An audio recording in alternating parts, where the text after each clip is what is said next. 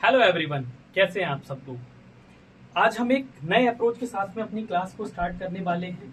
और मैं इससे पहले आपको बता देना चाहता हूं, जैसा कि आपने हमारे लास्ट वीडियो लेक्चर में देखा होगा जिसमें सचिन सर ने आपको एक इंटीग्रेटिव अप्रोच के बारे में बताया था।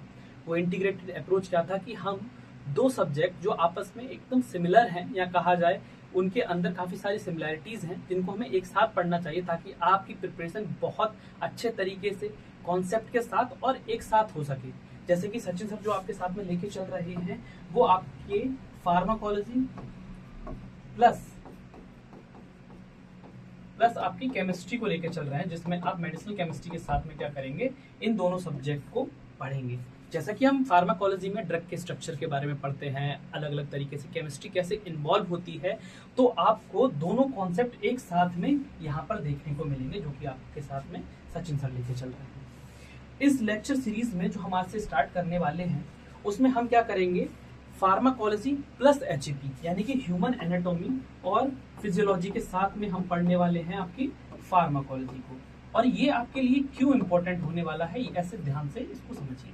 देखिए, जब भी कभी हम फार्माकोलॉजी को पढ़ते हैं तो फार्माकोलॉजी में मैक्सिमम इंफॉर्मेशन क्या होनी चाहिए कि आपको बॉडी के बारे में, हमारे ह्यूमन बॉडी के बारे में बहुत अच्छे से क्लियर होना चाहिए। फॉर एग्जांपल, हमारे सेलुलर लेवल पर कैसे चीजें काम करती हैं, ठीक है, बॉडी के फंक्शंस यानी कि फिजियोलॉजी कैसे काम करती है, बॉडी के डिफरेंट सिस्टम कैसे काम करते हैं, आपस में कैसे कोरिलेट करते हैं, एंजाइमेटिक लेवल पर क्या क्या चेंजेस आते हैं। और उन्हीं के ऊपर फार्माकोलॉजी है क्या, फार्माकोलॉजी एक ड्रग की साइंस है जिसमें हम ये देखते हैं कि किसी भी ड्रग का बॉडी के ऊपर बायोलॉजिकल रिस्पॉन्स क्या देखने को मिल रहा है।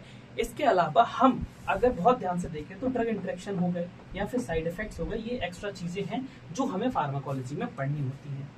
लेकिन अब अगर हम बात करें यहाँ पर फाउंडेशन की या कॉन्सेप्ट फाउंडेशन की या कॉन्सेप्ट बिल्डिंग की, तो उसके लिए जो आपका जो आज का अप्रोच है वो ये अप्रोच है कि हम क्या करेंगे, यहाँ पर आपको एचएपी पढ़ाएंगे और साथ ही साथ में उसके साथ में लेके चलेंगे हम आपको फार्माकोलॉजी, जिससे क्या है आपका जो बेसिक कॉन्सेप्ट रहेगा किसी भी डिजीज का, किसी भी पर्टिकुलर डिसऑर्डर का, वो क्लियर हो जाए और एचएपी का भी सब्जेक्ट आपका यहाँ पर साथ ही साथ कवर हो जाए।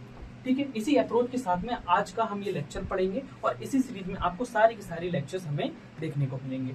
ठीक है, तो यहाँ पर आज हम देखने वाले हैं एनाटॉमी, फिजियोलॉजी और फार्माकोलॉजी आपस में किस तरीके से काम करेंगे और इनकी हेल्प से हम कैसे अपनी प्रिपरेशन को और अच्छे से समझ सकते हैं। आज का जो हमारा मेन ऑब्जेक्टिव रहेगा इस पूरे वीडियो लेक्चर को समझने का, ये आपके लिए फाउंडेशन की तरह है, इंट्रोडक्टरी लेक्चर की तरह है, जिसमें हम बेसिकली क्या समझेंगे। देखिए, आसान भाषा में आप अच्छे से जानते हैं एचएपी की डेफिनेशन, और ये जो लेक्चर वीडियो है आपके लिए वो आपका बाइलिंगुअल रहने वाला है, यानी कि हिंदी और इंग्लिश दोनों में रहने वाला है, ताकि वो बच्चे जो हिंदी मीडियम से पढ़ रहे हैं उनके लिए भी इसको समझना आसान हो और साथ ही साथ जो इंग्लिश लेवल से समझना चाहते हैं उनके लिए भी आसान हो।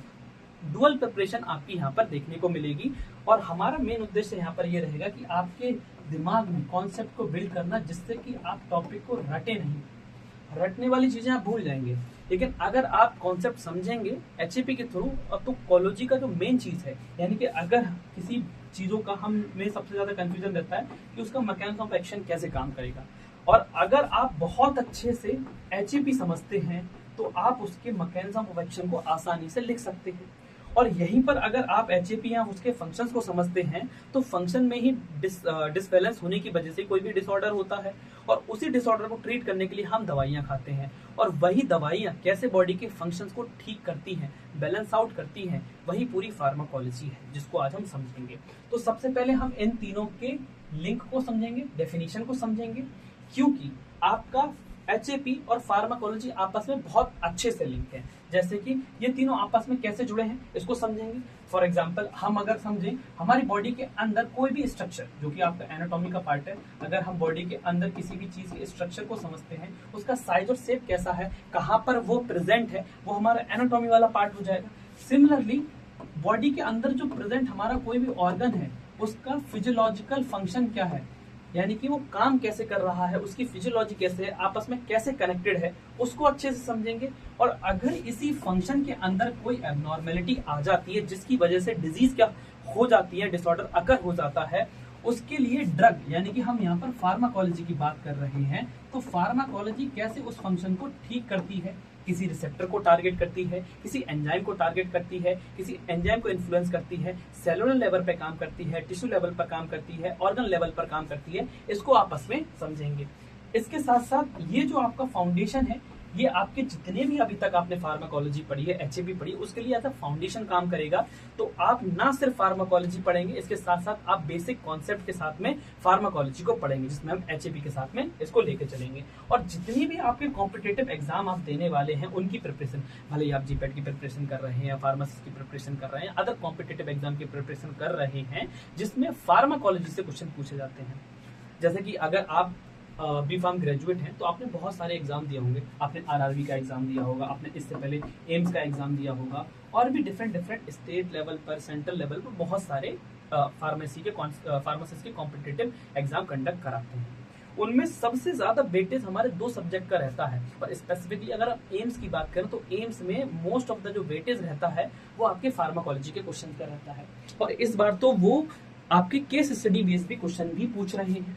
तो केस स्टडी क्वेश्चन पूछने के लिए आपकी अगर एचईपी बहुत स्ट्रांग है तो क्या कर सकते हैं, आप उनको इजीली सॉल्व कर सकते हैं। तो यहाँ पर परीक्षा में यानी कि एग्जाम में आने वाला कोई भी कंफ्यूजन जो एचएपी की वजह से हो सकता है, अगर एचएपी का कॉन्टेक्स्ट देके आपसे फार्माकोलॉजी का क्वेश्चन पूछा गया है और आपको साथ साथ में आपने एचएपी और फार्माकोलॉजी को एक साथ पढ़ा है, तो जो कॉन्टेक्स्ट में कंफ्यूजन होता है उससे आप निजात पा सकते हैं और आप अपने क्वेश्चन को बहुत अच्छे तरीके से सॉल्व कर सकते हैं। और यहाँ पर आपको क्या है, जल्दी रिवीजन के लिए मुख्य बिंदु याद रखें, यानी कि आपके 2 सब्जेक्ट एक साथ क्लियर हो रहे हैं, इसमें एचएपी और फार्माकोलॉजी है, तो आपको अलग से दोनों सब्जेक्ट पढ़ने की जरूरत नहीं है। और जब आप फार्माकोलॉजी को एचएपी के साथ पढ़ेंगे तो आप फार्माकोलॉजी को बहुत अच्छे से समझ पाएंगे कि उसके पीछे का कॉन्सेप्ट क्या था।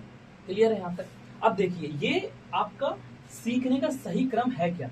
जब हम अभी तक फार्माकोलॉजी जितनी पढ़े हैं, हमने सिर्फ फार्माकोलॉजी को उठाया, पढ़ा, केवीपी त्रिपाठी से आपने पढ़ा होगा, अलग अलग लेक्चर से पढ़ा होगा, अलग अलग टीचर से आपने पढ़ा होगा।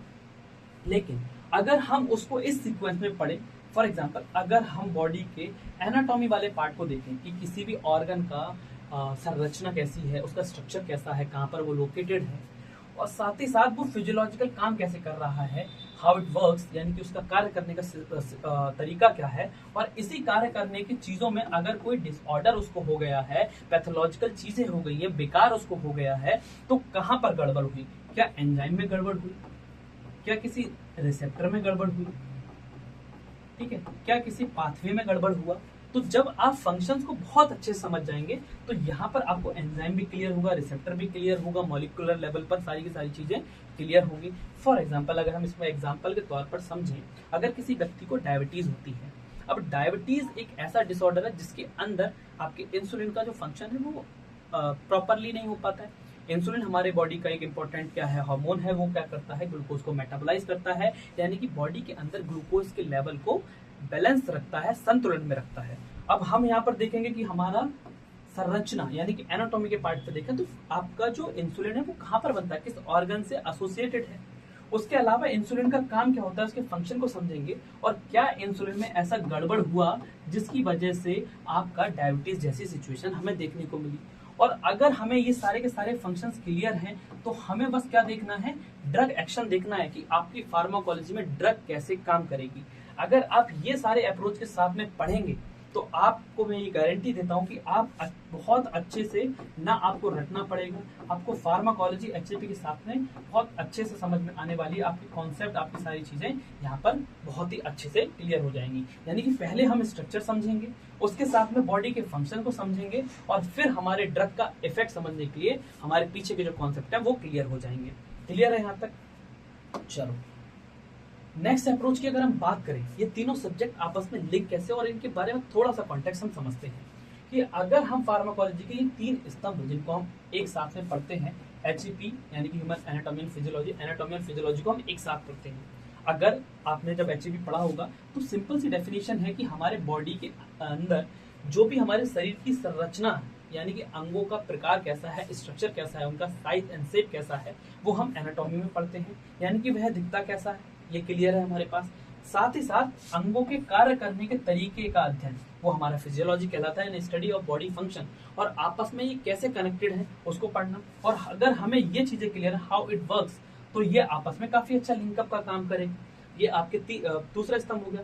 तीसरा स्तंभ ये है कि आपकी जो फार्माकोलॉजी है, दवाएं सामान्य कार्य को कैसे बदलती हैं, यानी कि बॉडी का जो फंक्शन है, अगर किसी केमिकल एजेंट के थ्रू, किसी जीनोवाइटिक के थ्रू, जीनोवाइटिक कहने का मतलब कोई भी फॉरेन सब्सटेंस जो हमारी बॉडी का पार्ट नहीं है, बट अगर हम उसको कंज्यूम करते हैं तो हमारी बॉडी के अंदर अगर कोई भी वो बायोलॉजिकल रिस्पॉन्स देता है, वो जीनोवाइटिक या हम ड्रग कह सकते हैं। दवा का क्या प्रभाव है, ड्रग का इफेक्ट क्या है बॉडी के किसी भी फंक्शंस के ऊपर, ये फार्माकोलॉजी है। इसी सीक्वेंस में हमको पढ़ना है। अब for example heart is concept अगर हमको ये पता है, ऑर्गन इन द चेस्ट, कहाँ पर प्रेजेंट, हमारे चेस्ट में प्रेजेंट है हमारा, हार्ट कॉन्सेप्ट का होता है। Heart act as a pump pushing blood, heart हमारे बॉडी के अंदर एज अ पंपिंग एक्शन की तरह काम करता है, ब्लड को पुश करता है, जिसकी वजह से बॉडी के डिफरेंट ऑर्गन टिश्यू लेवल पर आपको ब्लड मिलता है। अब हार्ट के बहुत सारे डिसऑर्डर होते हैं, और अगर हम हार्ट की बेसिक एचएपी को समझ लें तो बस हमें क्या करना है, सिर्फ और सिर्फ ड्रग याद करनी है। और अगर आप ड्रग याद करके देख पा रहे हैं कि कौन सी ड्रग किस पर्टिकुलर पॉइंट ऑफ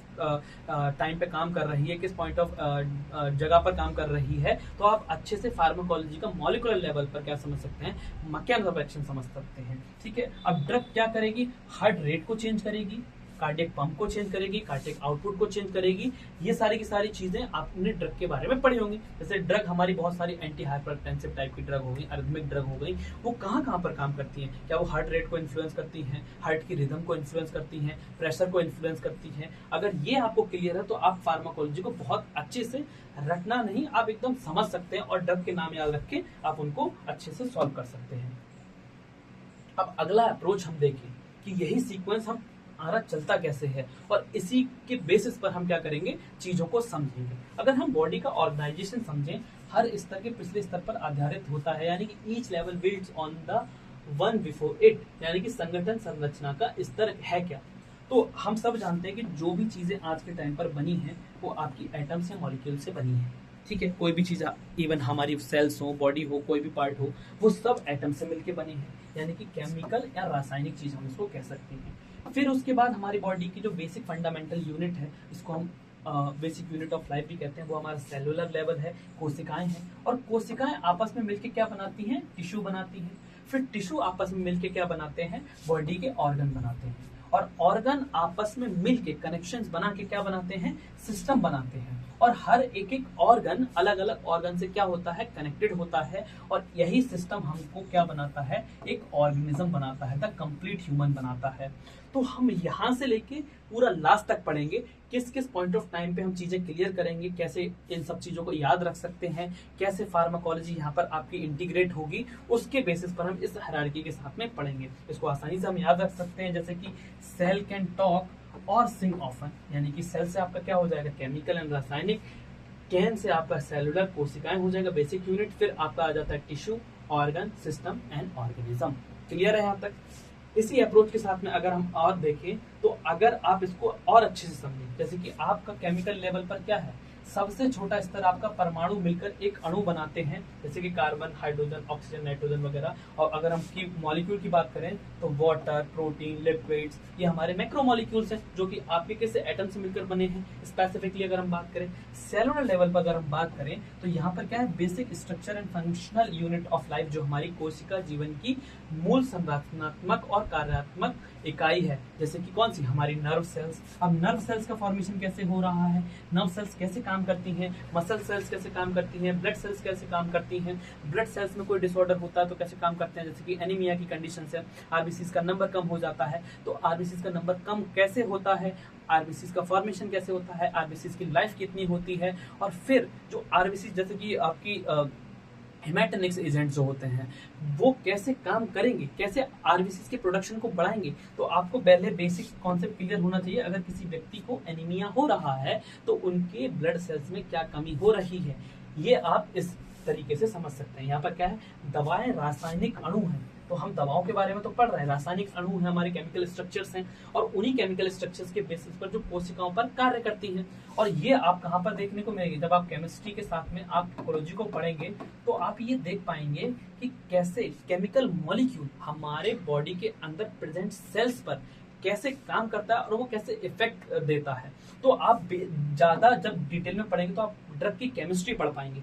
और अगर आपको ड्रग की केमिस्ट्री सचिन सर वाले लेक्चर से क्लियर हो जा रही है तो यहाँ पर हम डेप्थ में पढ़ेंगे कि वो कोशिकाओं के ऊपर कैसे काम करता है, यानी कि सेल्स के ऊपर वो कैसे काम करता है, कैसा स्ट्रक्चरल चेंजेस दिखाता है जिसकी वजह से बॉडी के अंदर कन्फर्मेशनल चेंजेस होते हैं और बॉडी के अंदर कोई भी ड्रग अपना मैकेनिज्म ऑफ एक्शन शो करती है। क्लियर है यहाँ तक? अगले पॉइंट में देखें तो हमारे टिश्यू हो गए। अब टिश्यू क्या है? समान कोशिकाओं का समूह, यानी कि डिफरेंट सेल्स मिलकर एक टिश्यू बनाते हैं और यही टिश्यू हमारी बॉडी के अंदर कंबाइन होके एक ऑर्गन बनाते हैं। यानी कि जैसे कि आपके एपिथेलियल टिश्यू हो गए, कनेक्टिव टिश्यू हो गए, मस्कुलर टिश्यू हो गए और नर्वस टिश्यू हो गए। और ये नर्वस टिश्यू मिलके क्या बनाते हैं? आपके हार्ट बनाते हैं, लीवर बनाते हैं, किडनी बनाते हैं, स्टमक बनाते हैं और यही सारे ऑर्गन मिलके आपके बॉडी के अंदर बनाते हैं एक सिस्टम। जैसे कि अगर हम बात करें, हार्ट और आपके लंग्स आपस में क्या करते हैं? कोलैबोरेटली काम करते हैं और यही क्या करते हैं? बॉडी के अंदर ब्लड के फ्लो को मेंटेन करते हैं। ऑक्सीजन का चेंजेस भी हमारे लंग्स के अंदर होता है, देन आपका ऑक्सीजनेटेड ब्लड हार्ट के थ्रू पूरी बॉडी में ट्रांसपोर्ट होता है। तो सारे सारे ऑर्गन आपस में लिंक अप हैं। अगर हम यहाँ पर देख रहे हैं कि इससे आपको एक चीज और क्लियर होगी। फॉर एग्जांपल, अगर हम ड्रग पढ़ रहे हैं कि वो ड्रग हमारे क्या कर रही है? लंग्स पे काम कर रही है, रेस्पिरेशन पे काम कर रही है और रेस्पिरेटरी वाली जो ड्रग हैं वो आपकी डायरेक्टली क्या करती हैं? रेस्पिरेटरी सिस्टम आपका डायरेक्टली कार्डियक वेस्कुलर सिस्टम से कनेक्टेड है। तो यहाँ पर हम ड्रग के इंटरेक्शन को, अगर एक ड्रग रेस्पिरेशन को क्या कर रही है? प्रॉब्लमेटिक, उसमें कोई भी ऐसा इफेक्ट दे रही है जिसकी वजह से हार्ट के ऊपर कोई इफेक्ट देखने को मिल रहा है या किडनी के ऊपर कोई भी इफेक्ट देखने को मिल रहा है, तो हम क्या कर सकते हैं? इंटरेक्शन को भी अच्छे से याद रख सकते हैं। अभी आपका यहाँ पर बन जाता है सिस्टम और इन्हीं सिस्टम के बाद में हमारी बॉडी के अंदर बनता है पूरा एक ऑर्गेनिज्म। और यहाँ पर हम देखेंगे हमारी बॉडी के कौन कौन से ऐसे कंप्लीट ऑर्गेनिज्म जो बनाता है वो कौन से 11 ऑर्गन सिस्टम की वजह से बनता है। यानी कि संपूर्ण जीव आपका 11 अंग तंत्र से बनता है, जिसके अंदर आता है आपका इंटीग्यूमेंट्री सिस्टम, त्वचा तंत्र, स्केलेटल सिस्टम, अस्थि तंत्र, मस्कुलर सिस्टम, पेशीय तंत्र, नर्वस सिस्टम, तंत्रिका तंत्र, एंडोक्राइन अंतःस्रावी तंत्र, कार्डियोवास्कुलर सिस्टम, हृदय वाहिका तंत्र, लिम्फेटिक सिस्टम, लसिका तंत्र, रेस्पिरेटरी, श्वसन तंत्र, डाइजेस्टिव पाचन तंत्र, यूरिनरी मूत्र तंत्र एंड रिप्रोडक्टिव मतलब प्रजनन तंत्र। अब आप अच्छे से समझिएगा, क्या ये वही ड्रग है? वही टाइप की फार्माकोलॉजी हम इसमें पढ़ते हैं। कौन सी ड्रग हमारी स्किन के ऊपर काम करती हैं, कौन सी ड्रग हमारे स्केलेटल मसल्स के ऊपर काम करती हैं, कौन सी ड्रग सिर्फ स्पेसिफिकली मसल्स के ऊपर काम करती हैं, नर्वस सिस्टम के ऊपर कौन कौन सी ड्रग्स काम करती हैं, आपके एंडोक्राइन सिस्टम के कौन कौन से डिसऑर्डर होते हैं। और अगर हमें इन सारे सिस्टम की फिजियोलॉजिकल यानी कि एचएपी बहुत अच्छे से क्लियर है तो हम सिर्फ ड्रग के नाम याद करेंगे, उनके फंक्शंस में होने वाले कोई भी चेंजेस जो ड्रग की वजह से हो रहे हैं उनको बस हमें समझना है। कि अगर हमको पता है कि हमारी बॉडी के अंदर रेस्पिरेटरी सिस्टम कैसे काम करता है, तो रेस्पिरेटरी सिस्टम के अंदर कोई भी फिजियोलॉजिकल डिसऑर्डर हुआ, अस्थमा हो गया, ट्यूबरक्लोसिस हो गई, कोई भी चीज हो गई, तो रेस्पिरेटरी सिस्टम का वो कौन सा फंक्शन है, एल्वेलाई का फंक्शन चेंज हो गया है, कुछ और प्रॉब्लम हो जा रही है, तो वहां पर ड्रग कौन से पार्ट परफेक्ट कर रही है, कौन से फंक्शन को इन्फ्लुएंस कर रही है, जिसकी वजह से ड्रग क्या कर रही है? बॉडी के उस डिजीज को ठीक कर दे रही है। इसी अप्रोच के साथ में हम सारे सिस्टम्स को पढ़ेंगे। अगर फॉर एग्जांपल हम यहाँ पर पढ़ रहे हैं रेस्पिरेटरी सिस्टम को, तो रेस्पिरेटरी सिस्टम की हम बेसिक एचएपी को पूरा समझेंगे, फिर उसके डिसऑर्डर को साथ ही समझेंगे, किस पर्टिकुलर चीज की वजह से डिसऑर्डर हो रहा है और वहां पर आपकी फार्माकोलॉजी कैसे इन्वॉल्व होगी, वो भी हम साथ में यहाँ समझेंगे। क्लियर है यहाँ तक? अब कुछ और चीजें देख लेते हैं जिसमें हमें बॉडी के बारे में पता होना चाहिए। शारीरिक स्थिति और दिशा संबंधी शब्द, जैसे कि अगर हम सुपीरियर पार्ट को बात करते हैं तो बॉडी का जो उर्द ऊपर का हिस्सा है उसको हम सुपीरियर पार्ट कहते हैं। एंटीरियर आपका फ्रंट वाला जो एरिया रहता है, पोस्टीरियर जो आपका पश्च यानी कि बैक का एरिया रहता है, मीडियल मतलब टुवर्ड्स मिडिल वाला जो पार्ट रहता है, लेटरल आपका टुवर्ड साइड। जैसे कि अगर आपको एचएपी के बारे में बहुत ज्यादा डिटेल पढ़नी हो तो ये सारे टेक्निकल टर्म्स को क्या किया जाता है? यूज किया जाता है। अगर हम पूछे कि हमारे बॉडी के अंदर हार्ट कौन से साइट पर प्रेजेंट है, तो ये सारी टर्म्स को हम देखेंगे कि वो पोस्टीरियर में है, एंटीरियर में है, अग्रभाग में है, मीडियल में है, लेटरल में है, इंफीरियर में है। ये सारी टर्म्स भी आपको क्लियर होनी चाहिए, जिनके बारे में हम आगे देखेंगे। जैसे कि सीधे खड़े चेहरे, आगे हथेलियां और आगे की ओर, standing erect, face forward, arms at side, palms facing forwards, ये आपके एनाटॉमिकल पोजीशंस के अंदर में आता है। प्रॉक्सिमल क्या होता है? नियर ओरिजिन, डिस्टल क्या होता है, दूरस्थ, यानी कि फार फ्रॉम ओरिजिन। इसको बहुत अच्छे एग्जांपल से अगर समझें,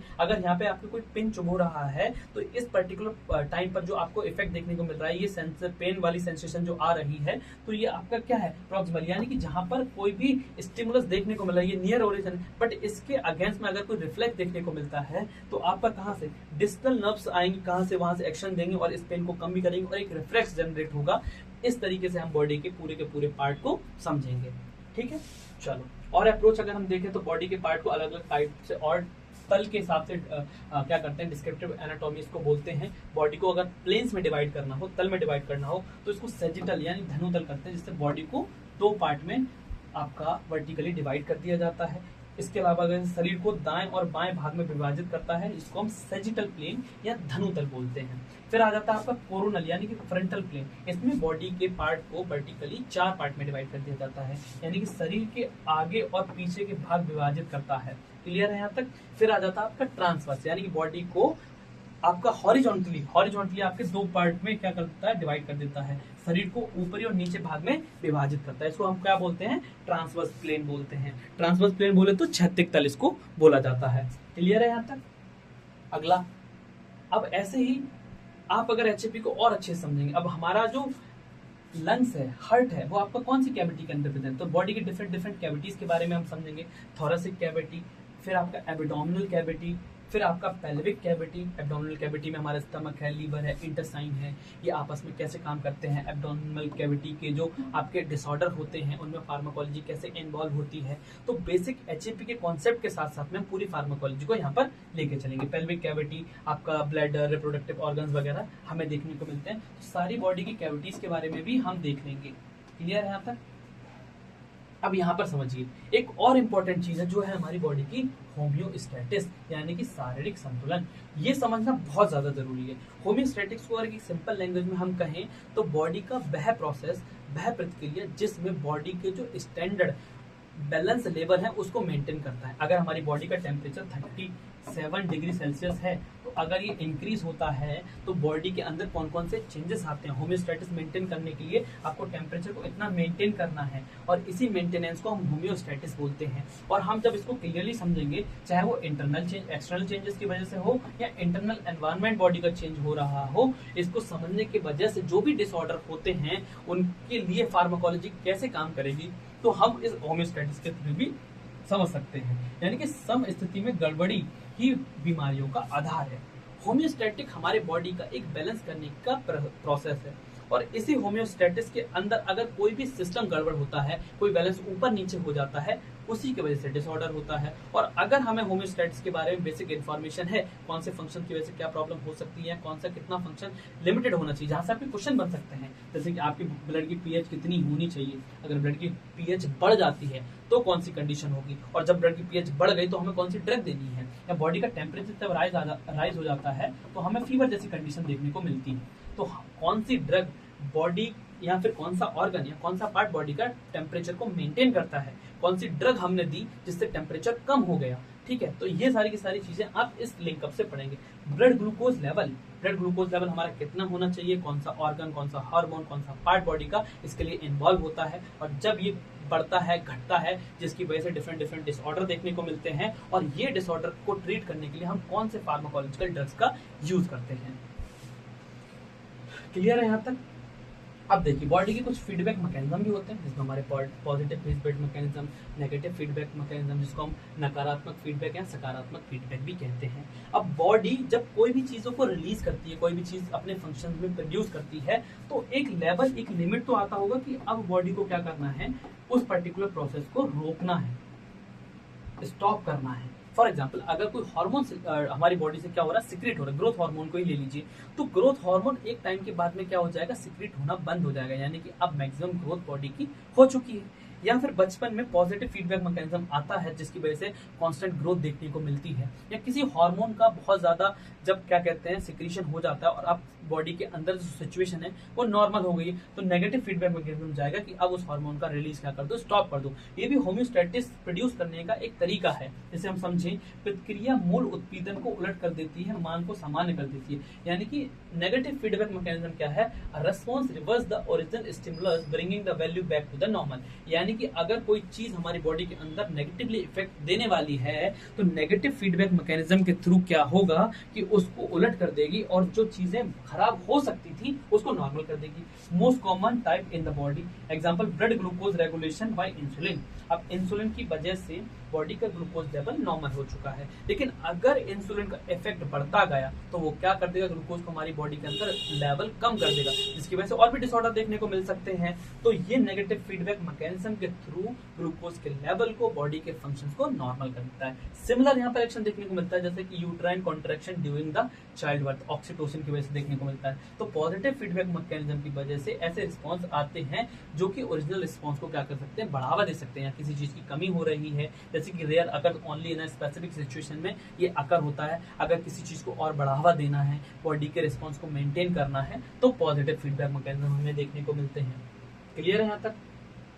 किस तरह के क्वेश्चन जैसे बन सकते हैं इसमें, एग्जाम फोकस क्या रहता है, जैसे कि अगर बहुत कॉमन क्वेश्चन हम देखें, स्टडी के बॉडी स्ट्रक्चर को, the study of the body structure called क्या कहलाती है, आपकी एनाटॉमी कहलाती है। फिजियोलॉजी आपके बॉडी के फंक्शन की स्टडी होती है, पैथोलॉजी आपके डिसऑर्डर की स्टडी होती है, फार्माकोलॉजी आपके किसी भी ड्रग का बायोलॉजिकल रिस्पॉन्स कैसा था उसकी स्टडी होती है।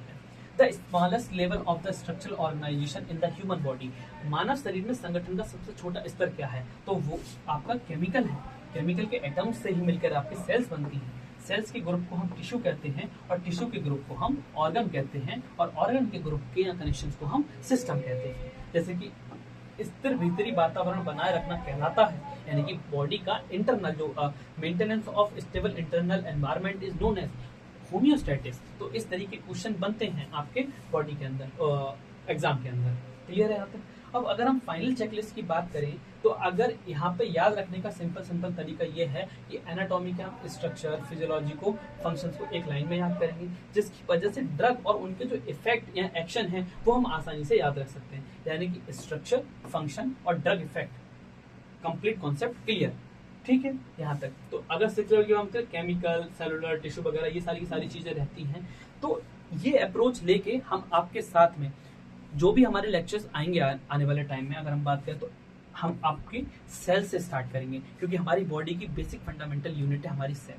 और अगर आप सेल समझते हैं तो सेल की जब प्रोसेस को आप समझेंगे, कैसे सेल्स में डिवीजन होता है, ठीक है, माइटोसिस क्या होती है, मियोसिस क्या होती है, तो यहाँ से आप पढ़ेंगे कैंसर वाला जो ड्रग होता है। तो जब अनकंट्रोल ग्रोथ होने लगती है बॉडी के अंदर सेल्स की, तो हम कैंसर ड्रग को पढ़ते हैं। तो कैंसर ड्रग सेल डिवीजन के कौन कौन से प्रोसेस में काम करती है, यहाँ से आपका अगर सेल डिवीजन क्लियर है, सेल की बेसिक चीजें क्लियर है, तो आप बहुत अच्छे से समझ पाएंगे कि हमारी बॉडी के अंदर कैंसर ड्रग किस तरीके से काम करती हैं। तो हम इसी अप्रोच के साथ में चलेंगे, जहां से हम आपको पहले बेसिक चीजें क्लियर कराएंगे HAP की, फिर उसी के साथ में कौन कौन सी ड्रग यहाँ पर काम करेंगी उनके बारे में हम देखने वाले हैं।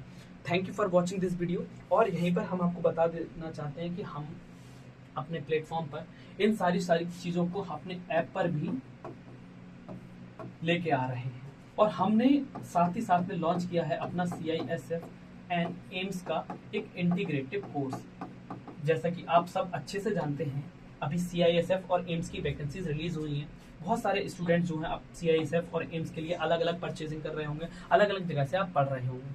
हमारा जो कोर्स है वो आपको सिर्फ और सिर्फ 499 रुपीज में देखने को मिलने वाला है। काफी एक्सपर्ट फैकल्टी आपकी जिन्होंने एम्स के एग्जाम को भी क्वालिफाई किया है, हाईली एजुकेटेड प्रोफेसर्स हमारे साथ में जुड़ रहे हैं। इसके साथ साथ में अलग नॉन फार्मा कैंडिडेट्स भी हैं जिन्होंने अपनी नॉन फार्मा फील्ड के स्पेसिफिक फैकल्टी हैं, वो आपके लिए नॉन फार्मा वाला पार्ट पढ़ाएंगे, उनके भी लेक्चर्स रहेंगे। और ये आपको हमारे ऐप पर देखने को मिलेगा और आप हमारा ऐप डाउनलोड कर सकते हैं प्ले स्टोर से। नेम है BrainDesk EDU। और अभी हमारा जो कोर्स आपका रिलीज हुआ है वो आपका 21 जून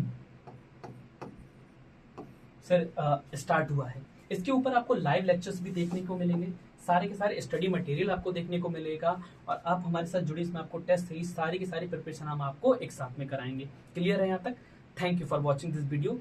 डाउनलोड कीजिए BrainDesk EDU और ज्वाइन कीजिए हमारा crash course. Thank you again.